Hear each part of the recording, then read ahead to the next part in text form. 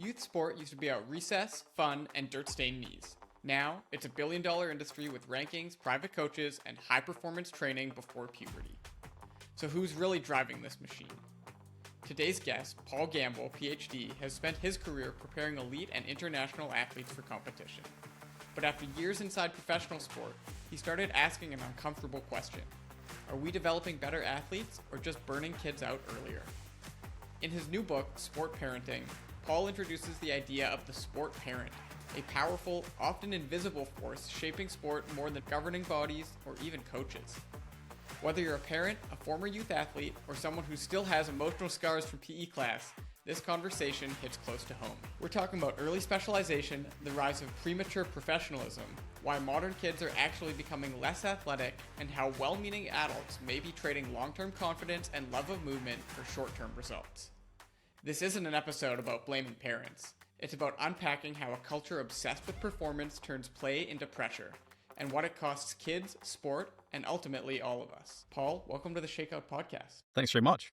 Really excited to dive into this now. I've worked a lot in youth sport myself. I managed a youth track and field club for years, and reading through your book, I couldn't help but just notice the universality of these topics. I think anybody who's either had a child in sport or has been a child athlete themselves will empathize with at least components of what you've written. Your background in sport is largely at a professional and high performance level. You've worked in multiple different sporting arenas, including athletics, track and field, at the international level.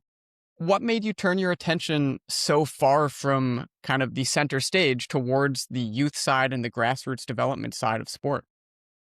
Well, it sounds a bit cliche, but that is the next generation, and the health of the talent development, or the talent pool even, is crucial, and that's, I think, where the biggest need is, and I think that's where the biggest opportunity to have positive changes. And so, what I was struck by in being in the those talent development kind of pathways is that parents are crucial. For parents are really pivotal and very under served in terms of we give coach education, but we haven't really done that for parents, which doesn't really make any sense given all of the things that we ask of them. And things have changed to a point, but even in the past few years, as we've given more attention to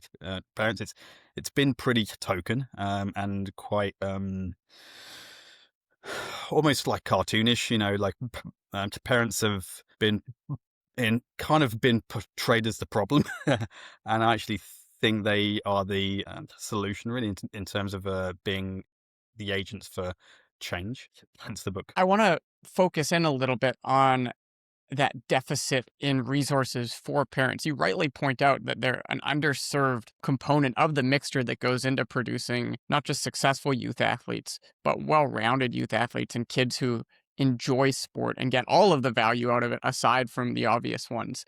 And I appreciate that you bring up that they've often been victimized. I think any one of us who's worked in youth sport or been around youth sport can point to those problematic parents. But your book really isn't out to vilify parents. Rather, it's supposed to support them and enable them to be part of the positive solution. Can you point at all to any specific moments in your own experience, maybe working with youth athletes, that really confirmed for you the need to create a resource that parents could use to help their children succeed in the youth sporting field? Yeah, I mean, probably it first really came to the fore in my role. I went from professional rugby to squash, which isn't a normal transition. And I was in a national lead role, and part of that was we oversaw all of the national athletes from top down. We had two parallel kind of talent development streams, and one of the key criteria for us in terms of judging long-term potential was parent fitness. Interesting.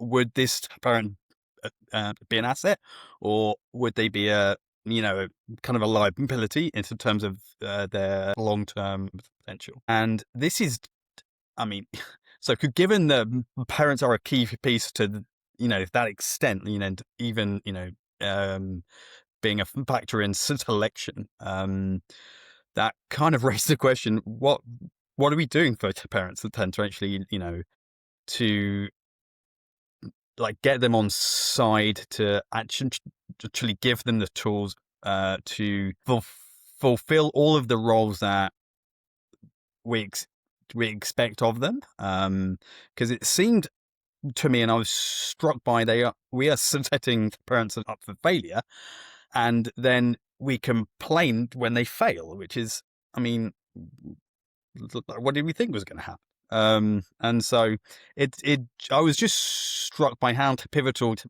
parents are, and how unfavorable it is then then when we then kind of lay the blame back on them. When you talk about setting parents up for failure, structurally, what has that looked like in your experience within the youth sporting infrastructure? Well, at various times, we expect parents to be the driver, the key decision maker, the agent, the high performance like director in terms of like or integrated support team lead. I mean, none of which they are, you know, kind of necessarily qualified for, apart from the driving bit maybe.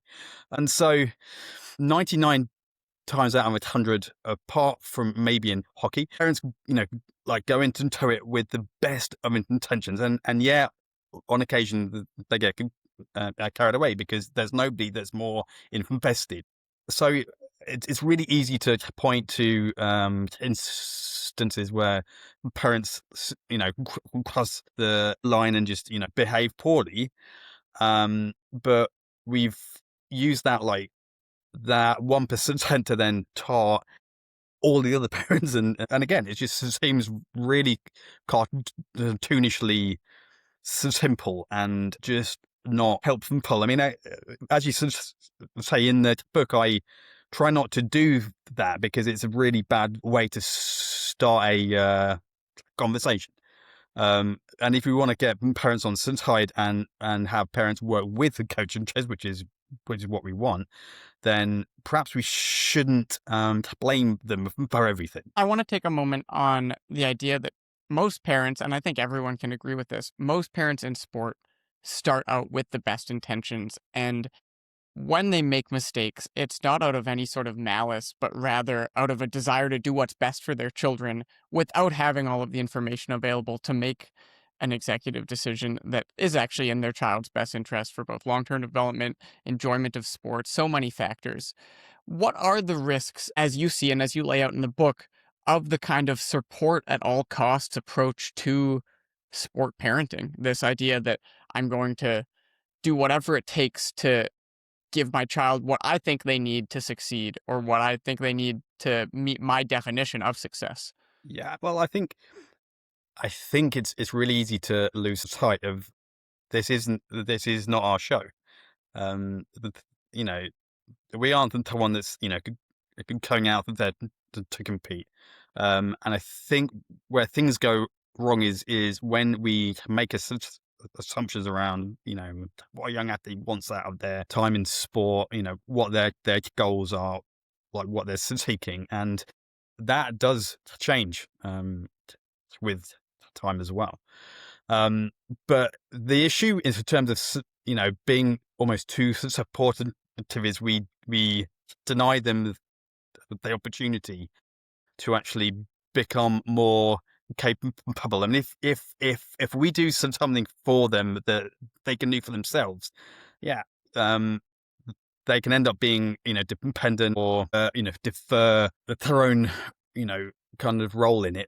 And our aim is that same as with like coaching, parenting, the aim is to create a capable, resourceful, independent individual, and like none of this serves that end. Because if we're always doing things for them, then that fosters that dependency that sometimes we just taking a back seat, and then when we aren't there, then then what happens? And the other point is, as they get into their teens, that can become a real component of contention when we're too involved, and when they want to assert some independence and actually sort of say, no, hang on a minute, was this about me at one point? And that can be a cause for them to either like not try or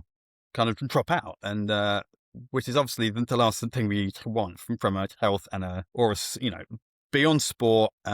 Sport is crucial in terms of healthy, development, in terms of body, mind, the social, moral, and that is too important to leave to chance, whatever they end up doing in the sport. You talk about the importance of that development and the effects that it has well beyond sport for a healthy and successful life. And you talked in the book about two concepts, one of which I think many of our listeners will be familiar with, and that's that of a helicopter parent, the overbearing, controlling everything parent. But you also introduce a second type of problematic parent in the sporting context, one that you describe, and this was new to me, as a lawnmower parent. Could you describe that term for us? Because I think it really helps to create a picture of what you're hitting at with this idea of taking over the agency from young athletes. Yeah, so the idea is you, as you can kind of imagine, like going in front and anticipating every obstacle, really smoothing the path, so they never really have to struggle or or fail. And the problem is that if from a development standpoint, those experiences are crucial.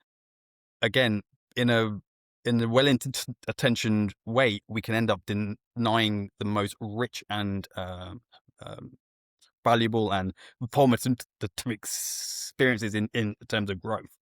And so, the tyranny is like in making their path easier, we end up stunting their development and leading them to be unprepared, like when challenges then inevitably come up. It gets at the idea of grit, which is a topic that you return to several times throughout the book. Why is grit such an important factor in revisiting whether a child's youth sport experience has been successful? Well, I mean, the idea is, will they give up at the first kind of like difficulty, and if they will, then they really won't go very far. So the idea of developing that ability to really kind of work through challenges, to overcome problems, and just stick with it, really, and persevere. We need to really kind of cultivate that if we wanted them to really go anywhere. There's that famous line: if the road is too smooth, it probably doesn't go anywhere that we really anywhere worthwhile anyway. And so again, having the wisdom to step back and allow them to go through difficulties, to allow them to struggle and overcome, those are really rich experiences that we shouldn't be too quick to deny them. And how can a parent who wants to do right by their child go about allowing them to develop these qualities without deferring too far to the other side and becoming completely hands off or uninvolved in their child's sport experience? Well, it is a moving target, and it's in terms of it's more about inserting a pause and thinking. Will intervening now be helpful for medium and long term? Whilst it might take it easier short term, that is typically going to come at a cost. So it's that judgment call, and that awareness to actually just have a pause before we kind of jump in. What would that look like in practice? Just like just that before and use judgment. And there's going to be times that we're going to get it wrong, and that's okay, because we can then reflect on that but in general, less is more. The stakes aren't so much that it's going to be fatal, if we do get it wrong, but it's just more having the awareness and exercising judgment. You advocate for the authoritative parenting style for sport parents. Could you describe for us what that means and how it relates to this idea of helping their child along the pathway without taking the path for them? Sure. It's really often confused with being authoritarian, and Hmm. the difference is authoritarian is cold, unyielding, unresponsive, kind of uncaring, and it's taken a really like hard line. The difference in terms of being authoritative is it's largely informed consent, really. Because I'm saying, look, we're going to set out clear expectations. We're going to enforce consistent standards, but it's going to be done with care and in a responsive way that is attending to your needs and is having the part of you as a young person that wants the best for you. And so, yeah, it's essential. It's about instilling responsibility, keeping discipline, and just giving them the assurance that there is a grown up that is paying attention, and and is being a grown up. On that topic of being a grown up, I think that this is an important thing that I don't want us to overlook because it is really a central theme of this book. This isn't a call for parents to abdicate responsibility, Absolutely, but it's rather to use the authority that they have and the grown up decision making abilities that they have to make the best decisions for their kid. And that seems like a great segue into talking about what has become an increasingly difficult landscape for parents to navigate because there is so much choice out there. They're deciding between so many different opportunities, so many different sports, so many different performance pathways, and many of them are packaged and marketed in a way that makes them really alluring, but isn't necessarily in the best interest of their children. I'd love to spend some time diving into some of the problems that face parents today of this heavily commercialized, win at all costs youth sport business. Can we talk a little bit about that business model and why it can be problematic and difficult to navigate for parents? yeah. I mean, I think probably two things. Like one is it's really tempting to kind of rail against it, but it's also like it isn't going to go anywhere. I mean, that ship has kind of sailed, particularly in the US. Youth sport industry is worth like 40 billion annually. So those turkeys aren't going to vote for Christmas and to go home. Um, for us in Canada, it isn't as bad as that yet, but all the same, it's the key to dealing with that is to be a very savvy consumer. And if we can be a very informed consumer, then what we can do is actually drive the market in a way that actually incentivizes providers to be responsive to kids' needs. Some pretty good tells in terms of the marketing is that too often they prey on like parent anxieties and parents' fears. And that's a pretty good tell that you don't really want to go with that provider or that program. And what would that look like? What type of anxieties and fears are they preying on specifically? So the common ones are your kid's gonna miss out. Your kid's gonna like fall behind. Parents are obviously very committed to doing what they can to support their kids and give them the best chance. And the marketing does tend to prey on that. The other one is hacks and like quick fixes or accelerated development. And like again, it does take wisdom to understand that that's probably not what we actually want. Assuming that the aim is to take our kids far, we want to go far, and that means going kind of slow and steady, and actually like building the foundations to build a cathedral, as opposed to just like trying to knock up a tent. Now, this is, I think, going to be a paradox to many parents who maybe don't have a background in sport themselves and quite understandably operate under the assumption that if there's talent that they see in their child, if their child is keen on a sport, the best thing for them is to just keep increasing the dosage of exposure to that specific sport.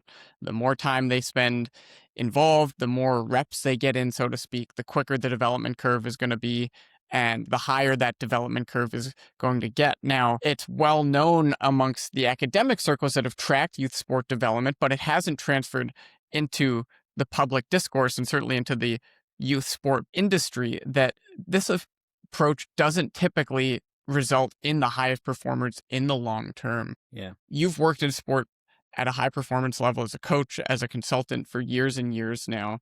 Lay out for us why this paradox exists, what people are missing when they focus so much on premature professionalism, as you call it in the book. Probably the best way to view this is it ends up being a race to the ceiling. There's some sense of that they're in such a hurry to like get there quickly, that all we end up doing is getting them to the ceiling sooner, and they will only go as far as we address their gaps and their deficits. Without doing that, they can only fly so high, and having that short-term rushing approach by definition doesn't do that, because it prioritizes short-term performance.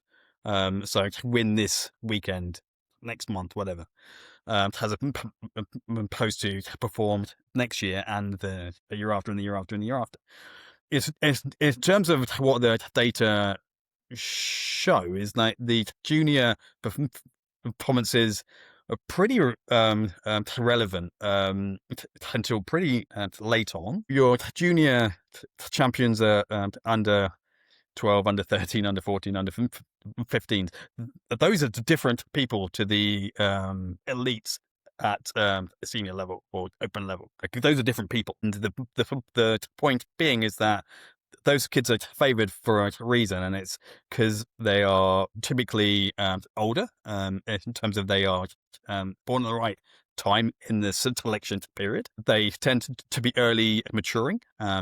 It's basically that they're just further along in their growth curve, and they have gone down that more is better path, and so they've exploited what short-term potential they have, and they've kind of maximized that short-term growth. But then beyond that, there isn't much left to go almost. And so conversely, what actually correlates with getting to the highest level and winning when it matters as a senior athlete is year to year improvement throughout the adolescent and early adult years. For boys from ages 15 to like 24, girls maybe 13 to 23.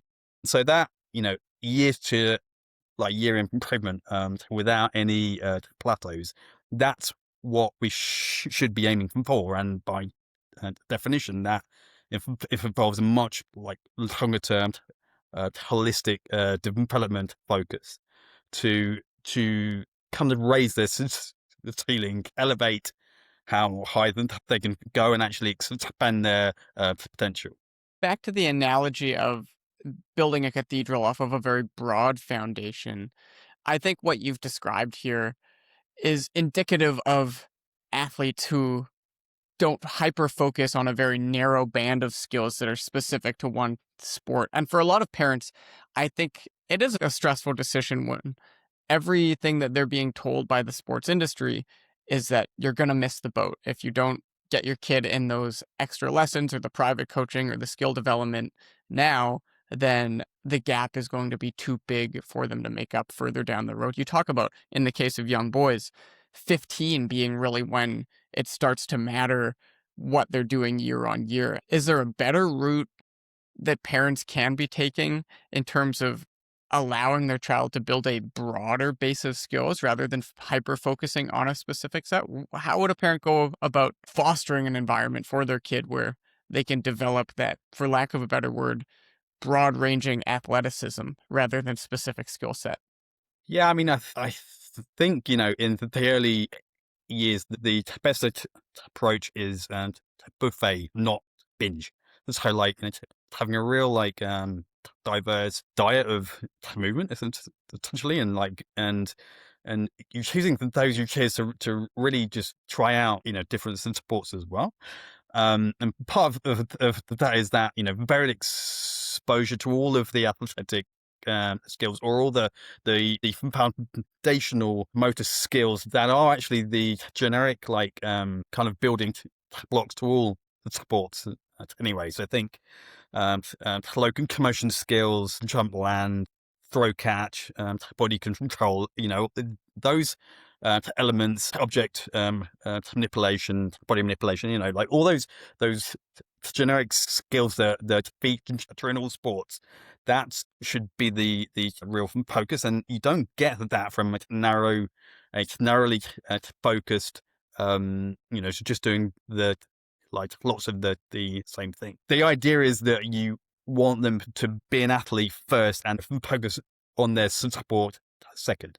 When you talk about being an athlete first, a term that comes up throughout this book and is tossed around in the context of sport very generally is athleticism. And you make the argument in sport parenting that we're witnessing a decline, so to speak, in overall athleticism, even as we see younger and younger athletes develop very specific and very comprehensive sets of skills in specific sporting fields. So it's this trade off between highly skilled young athletes that are very sport specific versus what we would maybe describe as all arounders or generally athletic children. What's behind that decline, and how does it relate to the long-term performance pathway for youth sport?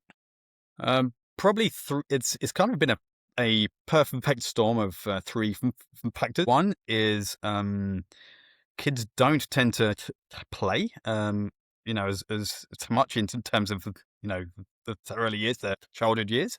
They don't tend to spontaneously just get together with friends and just to play. It's sport, or just running around the neighborhood, climbing off things, falling off them, that type of thing, which is how we used to acquire as how those global motor skills.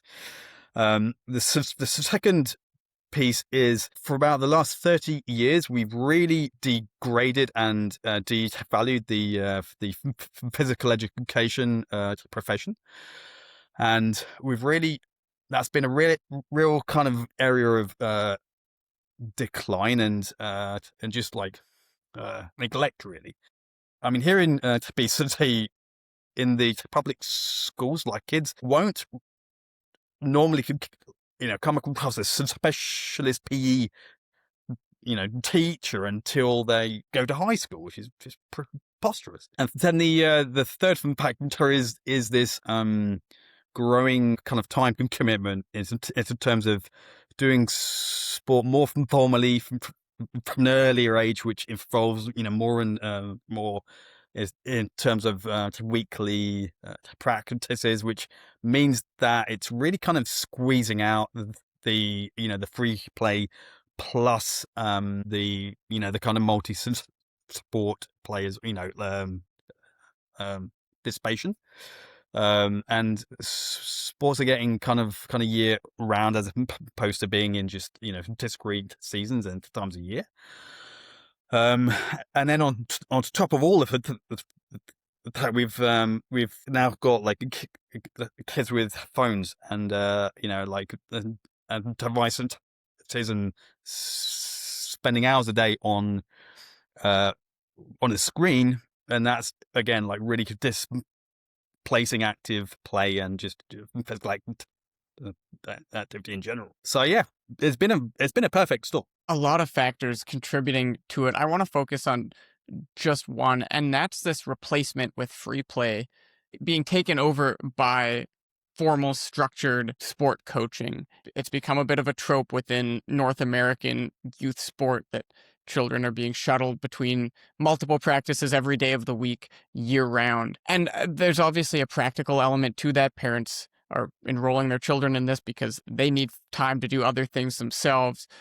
But what is the danger of this overscheduling? We've already hit on it a little bit, I think, in the opportunity that might be robbing of children to develop that independence for themselves. But is there something more to it? And is there a way that parents can address the need for their child to develop these athletic skills outside of the consumer market of scheduled, formally coached programming? I find it strange coming to Canada. Something that I've really been struck by. You don't see kids just playing sport on their own on a field or on a court, and I think we've kind of created an impression that if it isn't a formal, coach-led practice, then, or we've created the impression that that's the only avenue for doing sports, which is very strange. I mean, it's in terms of like for sports where the barrier for entry is very low, football, soccer here. The reason it is the world's game is you only need a ball and a patch of ground, and that's it. Whereas that doesn't happen in kind of North America, which is very, very odd. And it's this similar, for other sports where you need minimal equipment. And minimal like facilities. I think in Canada, hockey is the model that other sports have followed. And in hockey, I can understand because you need the ice and all that. But the model, from my point of view anyway, as an outsider, the hockey model doesn't really work in hockey. So why would we then adopt, and every other sport? I mean, the ideal blend is that we give kids the minimum instruction and guidance so that they have the rudiments of the skill, so that they can exercise the, the experience of actually, doing the sport.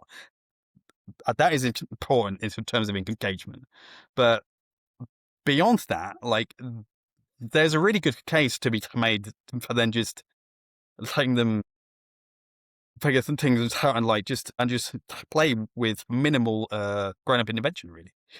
So really advocating for a minimal effective dose, so to speak, where Sure. you Yeah. give them the requisite skills to go and play for themselves, but after that, you let them rip. Back Let off. them, yeah.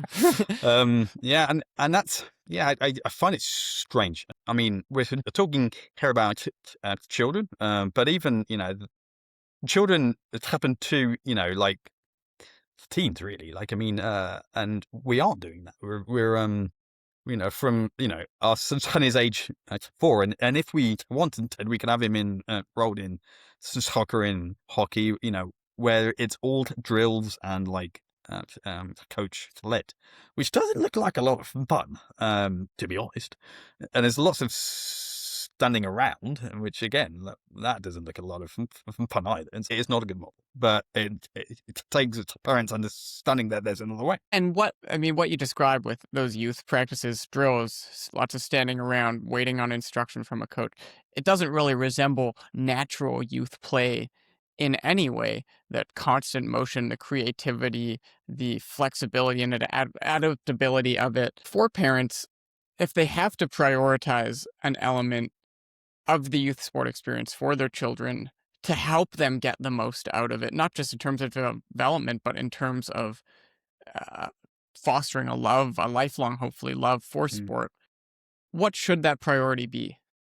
I'm going to cheat a bit and say the focus and the priority should be enjoyment and challenge, and those two things are linked. Where we're aiming for in terms of adding value is, I go into the idea of the zone of proximal development was, so if you think of a archery target, the middle circle is everything they can do by themselves, without us. The middle circle is what they can't do yet, but can do with adult help assistance. And then the outside ring is everything that is just beyond them. The aim is obviously to like grow the middle two circles by helping them to operate in that middle band, and that's the value of a practice that is actually coach led, but also so keeping time for them to do the things that they can do by themselves without us. And so all of this is geared to honing their desire and their wish and their comfort with challenging themselves, to try things, exploring, experimenting, trial and error, right? Trying things and failing, like getting things wrong in new and exciting ways, to like really explore their capabilities and the problem space. And that's a real key trait in sport and into life as well, and in terms of their continued development. Yeah, I suppose it's allowing children to fail in the short term in order to set them up for success in the long term, which again, I think for many parents, a difficult conscious decision to make. Nobody wants to see their child struggling and failing, but that's a huge part from what you say of allowing them to expand those rings outward so that what is totally beyond their capability now gradually becomes enveloped in their proximal abilities. And that constant expansion outwards, again, it brings back to mind the idea of expanding the foundation, like we talked about when building a cathedral. What does the research tell us about the long-term effects beyond childhood of taking this broader base, maybe less intense approach to youth sport? Are there ramifications that extend into people's long-term relationship with sport, their adult life in sport, general health, wellness? Yeah, I mean the real key is keeping kids in sport, particularly girls, the teenage years. And if we do, then they tend to remain active and engaged in sport beyond. So from that point of view, getting that habit of trying and being comfortable, trying, failing, getting up again, trying again is really key prior to the teenage years. When they early teens, they're never going to be like more self-conscious and like more conscious of being judged by their peers. And so we have to really prepare them to get them over that hump. That's the time it does seem like the world might end if they fail in public. So we want to really have them that muscle to be really kind of well developed, and that habit to be really ingrained to get them past that, so they can then carry on developing. And that applies in sport, because again that it gets into the ages that we want them to continue to develop year on year, and they won't do that if they're constantly risk averse and playing it since it's safe all the time. Yeah, and I think in life too. I think the real value of sport is it's one of the vanishing spaces where they're allowed to fail, and they're allowed to aim high and just they're allowed to be challenged under pretty low stakes, and that we've kind of got rid of that in every other part of life, I think, in childhood. So that's one of the reasons that sport has never been more vital for kids and for teenagers as well. I mean, the the importance of sport for teens is huge, from a formative experiences, from physical health, from mental health, hugely important, brain development even, hugely important, and underappreciated and undersold. You talk about development, and something that's a key factor throughout this book and that I really appreciated about it was that you couch youth sport development and talent development within the broader mixture of youth development writ large. That this is a critical and increasingly neglected piece of youth development where we're prioritizing sometimes the hyper competitive or the skill based aspects of the sport and neglecting all of those peripheral positives that experience in youth sport offer: the ability to fail, the ability to develop resilience, work in a team. All of these things seem to have been downplayed at the expense of just trying to maximize talent development. Could you describe for us both the difference between talent development and youth development more broadly speaking, and why it's so important that we take this approach to sport that sees it beyond merely an avenue to maximize the sporting success of children? Yeah, I mean, a very simple terms, talent development is wholly concerned with the athletic domain, and so that's the sole focus. Whereas the youth development mindset is more focused on everything beyond that. So, like the ancillary benefits and the transferable benefits in terms of life skills, health, wellness. They're kind of in some ways like it's a false separation, really, because if we're doing talent development well, then it should encompass those things. Because, well, the things we don't want them to just be an athlete only. We want them to be a successful, happy, capable person in their life beyond the sport as well, because that helps support everything else in terms of their career longevity, their ability to buffer like challenges and stress. We know, for instance, when they're injured, when things aren't going well, they're going to need to rely on their family, their friends, their social connections. So those things are still relevant, but we tend to narrowly focus in on those, just the supporting domain. And in the same token, the youth development side of things as well.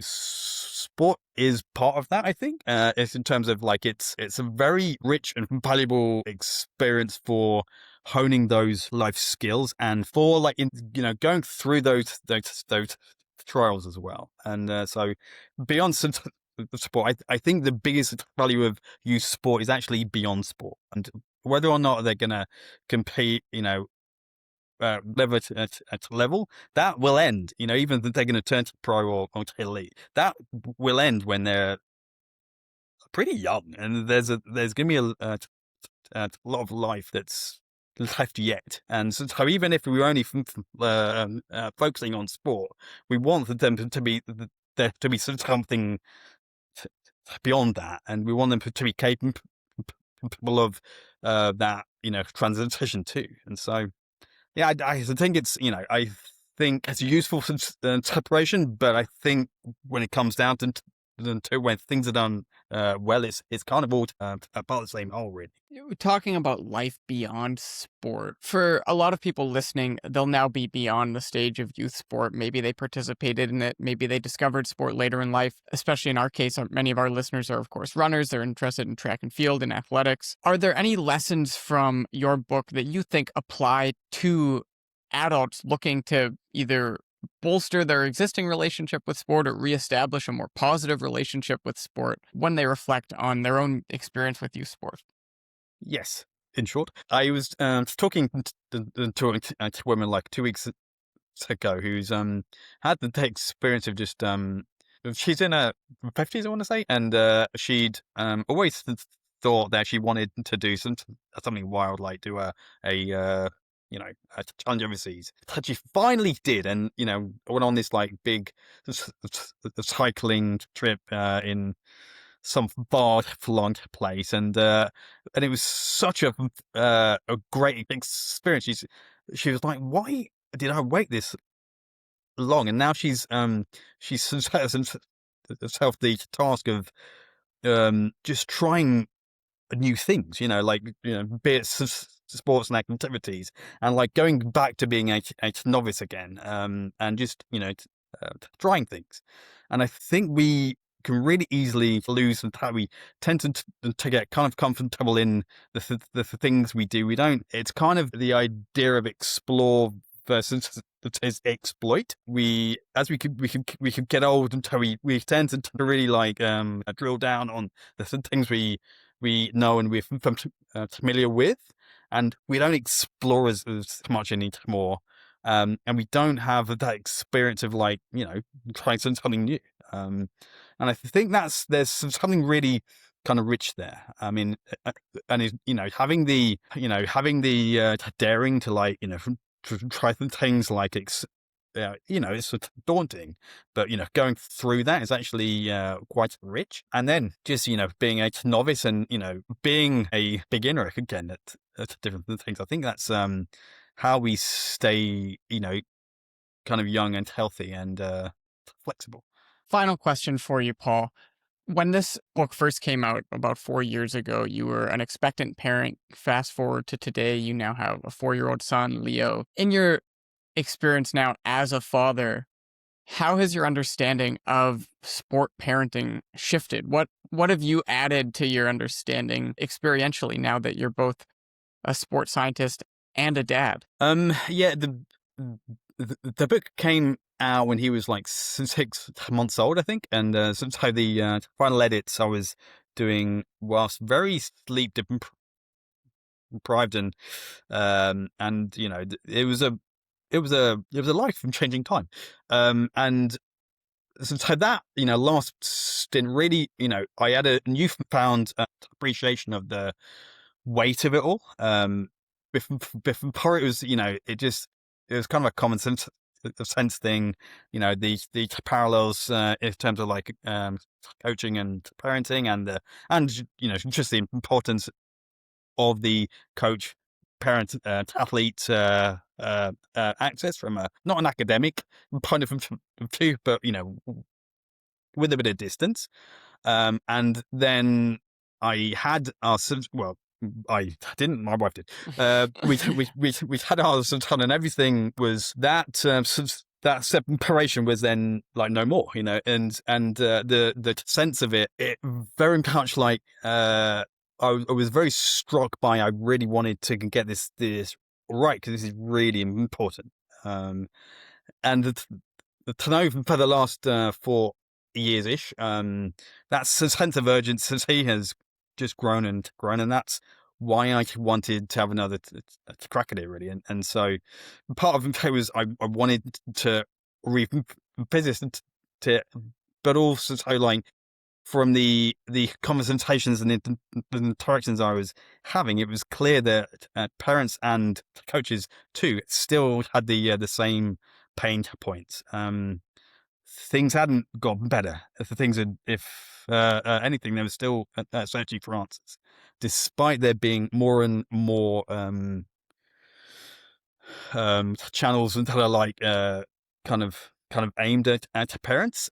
There's still like there's more noise. There isn't like more signal, and parents are still searching for answers. Coaches are still complaining about the same things. Parents are still complaining about the same things, but just from the other kind of end, really. And so I think coaches and parents agree on to what the problems are, but they're kind of pointing at each other as the culprit.